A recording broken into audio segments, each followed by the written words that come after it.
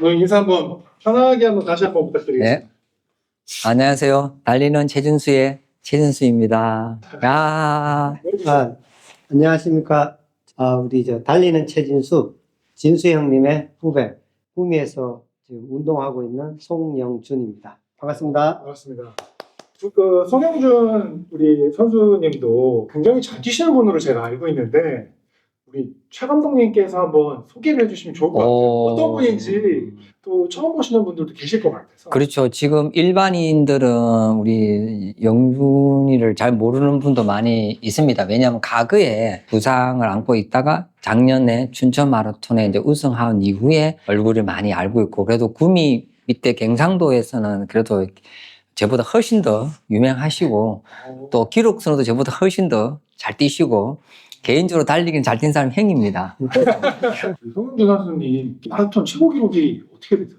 2019년도 JTBC 마라톤 때 2시간 26분 52초. 그때 이제 1등. 우승. 우승. 네. JTBC 우승이셨군요. 19년도. 19년도에는 이제 JTBC 마라톤 우승했고, 춘천 마라톤은 이제 2024년 그때 이제 2시간 28분.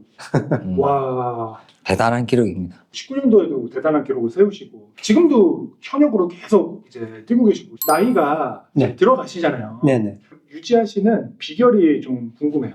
제가 40대 41살 때 시작을 했는데요. 그 당시에는 그래도 지금과 다르게 회복하는데 조금 시간이 그렇게 길진 않았었어요. 50 들어섰을 때였으니까 아무래도 이전과 이후가 회복하는데 그 시간 차이가 있더라고요. 그래서 이제 훈련하는 방식을 조금 변경을 시켰어요. 어떻게 변경하셨어요? 아무래도 이제 회복에 조금 더 집중을 하고요. 아무래도 포인트 훈련도 이제 너무 강한 훈련보다는 자연스럽게 이제 연결될 수 있는 그런 훈련 위주로 많이 하게 됐죠. 보강과 달리기 이렇게 두 개로 나눴을 때 몇 대 몇 정도로 하시는지가 좀 궁금해요. 정의를 내리기는 조금 그렇고요. 훈련 기간이 있잖아요. 동계 훈련 기간, 하계 훈련 기간. 한 12주에서 한 16주 정도 그렇게 훈련을 하는데 그 이전에 우리도 이제 비시즌이 있잖아요. 그렇죠? 선수들처럼.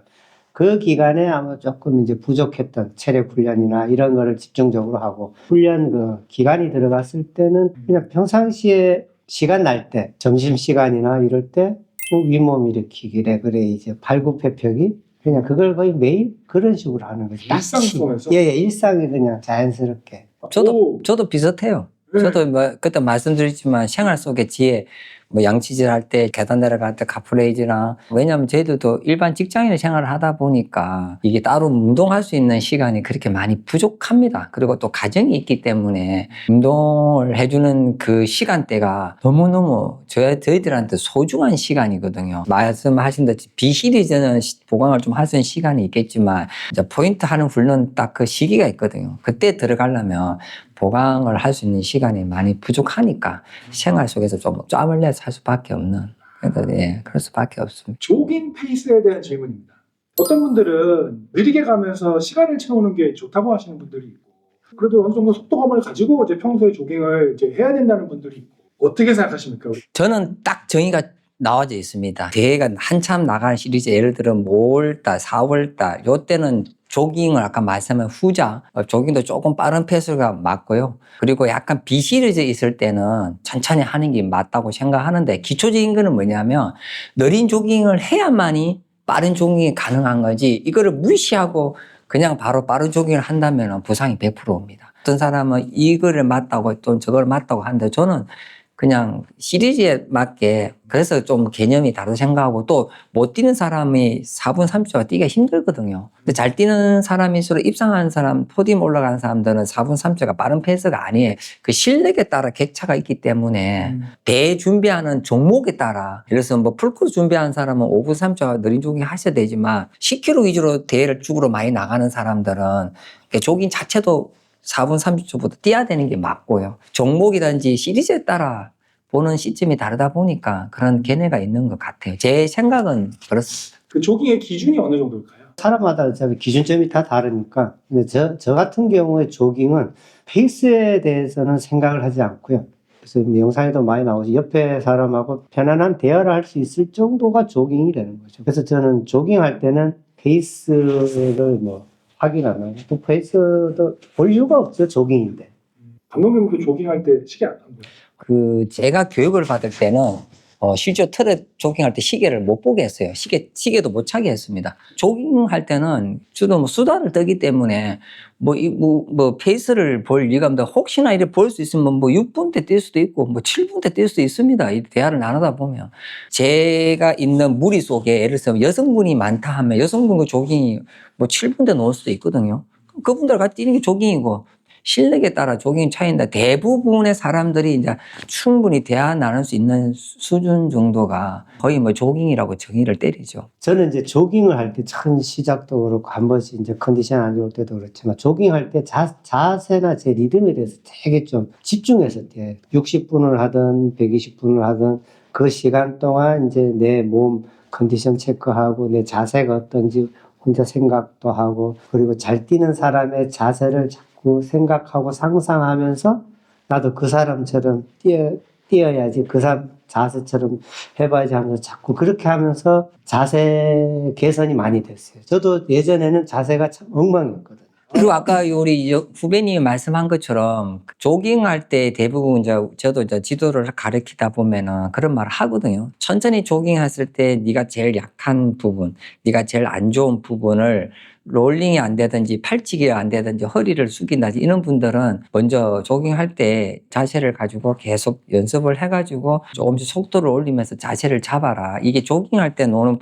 포징이 결국은 또 뛰는 폼과 연관이 있는데 근데 쉽게 고치지는 않지만 계속 연습을 하면 1년 안에 거의 조금씩 개선이 되거든요. 그래서 지금 그런 부분도 사실 많이 강조를 하고 있습니다. 그리고 이제 끝나고 질주 같은 거 했을 때도 질주 대시할 때도 그런 자세를 가지고 크게 동작을 하면서 그런 식으로 이야기를 하죠.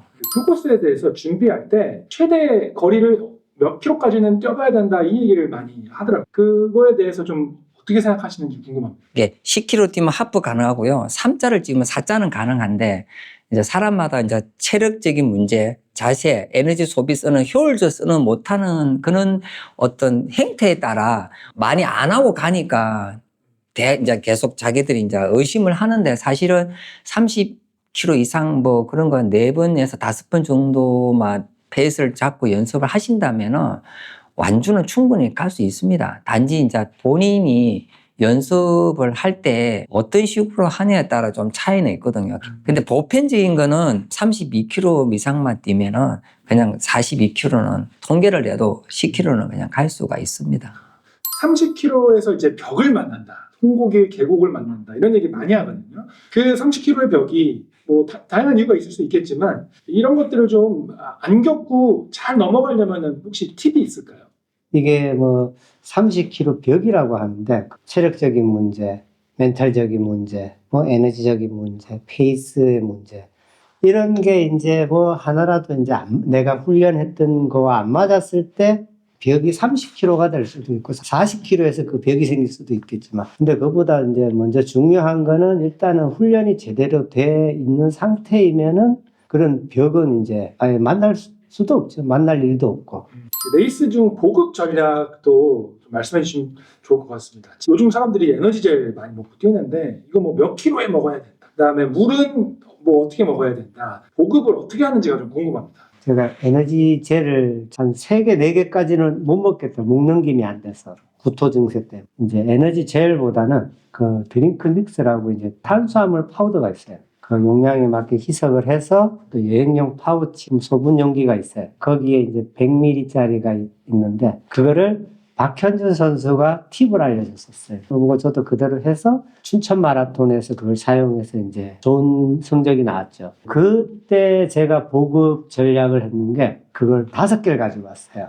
파우더 희석하는 게 500ml 기준으로 하는 거니까 그게 딱 5개가 나오더라고요. 100ml씩. 네. 그렇게 해서 이제 출발 전에 드링크 믹스 그거를 한 포를 500ml 했는 걸 마시고 그리고 이제 15km부터 이제 급수를 시작해서 매 5km마다 100ml씩. 예, 그렇게 해서 먹었죠. 선두주자 같은 경우는 급수에 어려움이 없어요. 왜냐하면 앞에 그렇죠. 있으니까. 그 이후 주자들은 솔직히 급수 대 급수하기가 쉽지가 않은 왜냐면 워낙 사람들이 몰리니까. 그렇죠. 그래서 제가 이 방법을 추천하는 게 이게 물에 희석을 하니까 에너지 보급도 되면서 급수까지 같이 되는 거예요. 물이니까. 혹시라도 급수를 원활하게 못하더라도 여기에 100ml를 계속 우리가 급수를 할 수 있으니까. 물을 들고 뛰는 거네요. 그렇죠, 그렇죠. 약간 물과 에너지를 같이 들고 뛰는 거죠. 동시에 들고 뛰는 거죠. 최진성 감독님은 보급 전략이 어떻게 되십니까?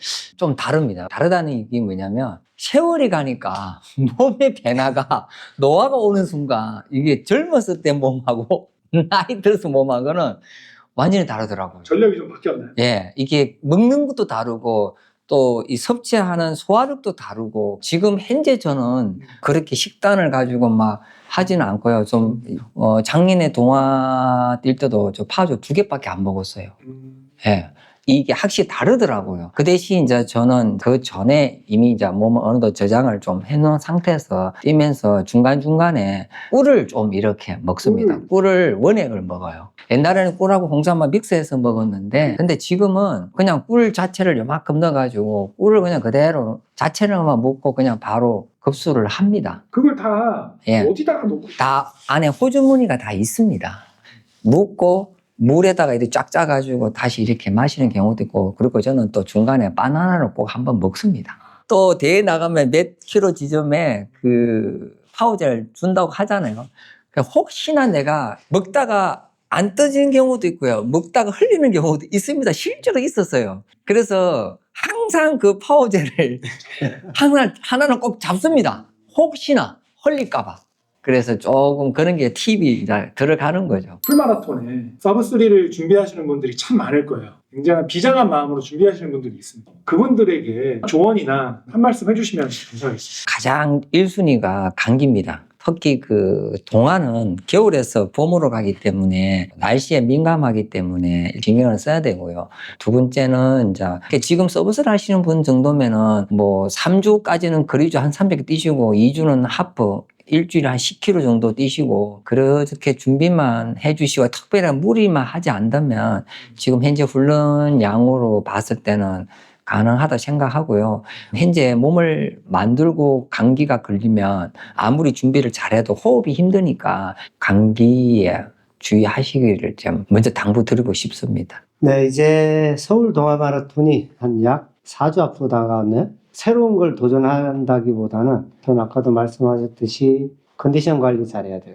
그리고 남은 기간 동안은 이제 뭐 하시던 그 이제 스케줄대로 하시겠지만 이제 최대한 피로가 남지 않게 그 관리하는 게 제일 중요하다고 저는 지금 생각하고 있습니다.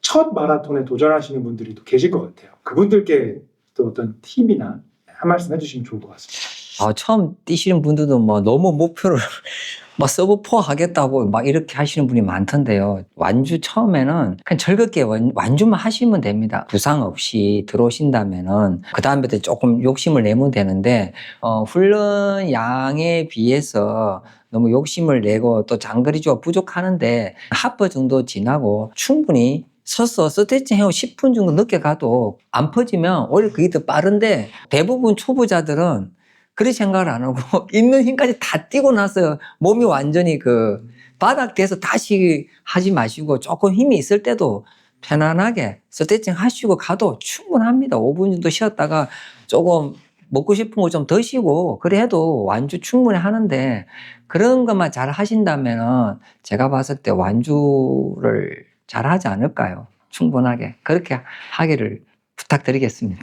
서브4를 이제 목표로 하시는 분들, 그분들께 좀 해주실 말씀이 있을까요? 대회 당일 되면은 그 대회장 분위기 때문에 대뽕이라 그러죠. 자칫 초반 오버를 할 수가 있어요. 그래서 초반 한 10km 정도는 내 몸 컨디션을 체크하는 기간이라 생각하시고 이게 이렇게 페이스가 편해도 되나? 할 정도의 페이스로 가시면서 10km 이후부터 이제 몸 컨디션 봐서 그대로 갈지 올릴지 그런 그 결정하는 게 나을 것 같아요. 조금 너무 늦은 거 아닌가? 이런 느낌이 들 정도로. 근데 솔직히 실제로 느낌은 그렇게 들지만 실제 페이스는 그렇게 늦은 페이스는 아닐 거예요. 그렇게 가면은 충분히 완주를 할 수 있을 것 같습니다. 그 두 분 다 고아마 뛰세요?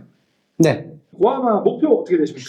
지금 그리고 아직 부상이 완전 100% 회복되지 않았기 때문에 제가 지금 생각하는 것보다 한 5분 정도 늦게 더 낮춰서 갈 예정이라서 아마 주자들과 같이 어울리면서 즐겁게 같이 완주하면 될 것 같습니다. 그때 봬요. 저도 이제 마찬가지로 서울 동아를 이제 목표로 하는 전주기 때문에 100%의 그 레이스는 하지 않겠지만 컨디션 점검차 확인을 해야 되기 때문에 10분에서 11분 정도의 페이스로 지금 생각하고 있습니다. 10분이면 이게 1시간 1시간 10분. 예, 저는 한 16분, 17분? 와. 요 정도 생각하고 있습니다. 이런 자리를 만들어주신 팀 델타프로 엘리트 팀들하고 대상트 본사 직원들이 와가지고 아침부터 저녁까지 같이 이렇게 신경 써준 데서 너무 감사하고요.